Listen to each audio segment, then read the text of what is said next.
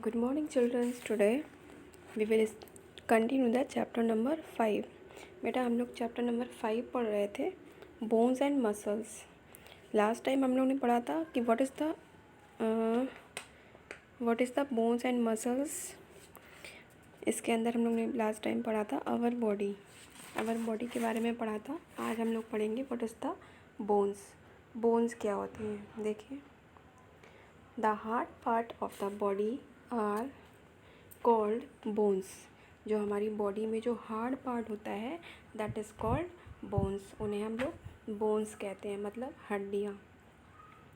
All the bones of our body together make up the skeletal system. जो हमारी सारी हड्डियों से मिलकर एक सिस्टम बनता है जिसे हम लोग स्केलेटन सिस्टम बोलते हैं.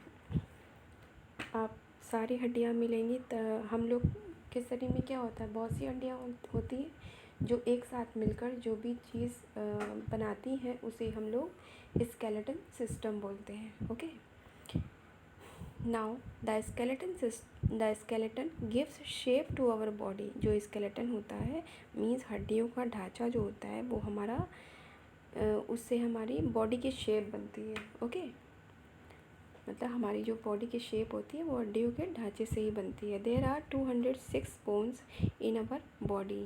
हमारी बॉडी में लगभग 206 बोन्स होती हैं, 206 हड्डियाँ होती हैं.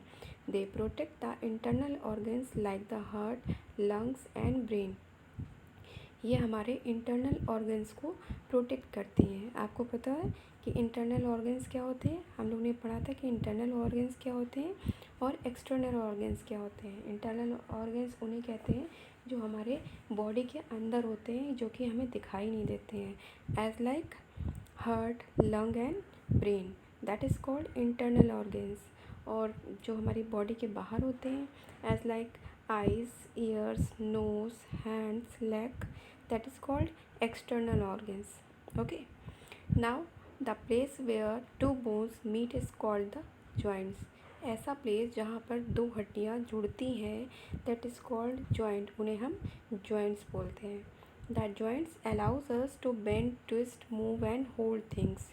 ये जो joint होता है ये क्या करता है, क्या क्या चीज़ अलाउ करता है? मीन्स बेंड हो सकता है, मतलब मुड़ सकता है, ट्विस्ट हो सकता है, मूव हो सकता है और किसी भी चीज़ को पकड़ सकता है. Okay, now what is the joint. देखिए, आप हम लोग पढ़ेंगे कि जॉइंट क्या होता है. Now joint, hold a pencil. Suppose आप एक पेंसिल पकड़ लीजिए. लिफ्ट अ बुक, किसी बुक को आप उठा लीजिए. बेंड योर हेड, मतलब अपना हेड बेंड करिए, पीछे मोड़िए. We can do all these activities because of the joint. आप ये सारी एक्टिविटी कर सकते हो क्योंकि आपकी बोन्स में जॉइंट्स प्रेजेंट हैं. मतलब आपकी जो बोन्स हैं वो जॉइंट से जुड़ी हुई हैं. अगर हड्डियाँ सीधे सीधे होती तो शायद आप कभी कोई भी पार्ट हिल नहीं सकता था. Can U turn your body around fully. क्या आप अपना सर पूरी तरह से घुमा सकते हो? No, this is because the joint in the neck allow only limited movement. क्योंकि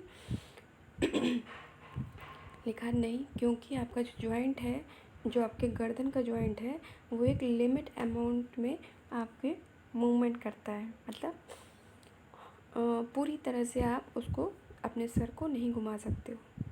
जितनी भी कैपेबिलिटी होती है जॉइंट की मूवमेंट की वो उतने ही मूव कर सकता है. Can you lift a pencil without bending your fingers.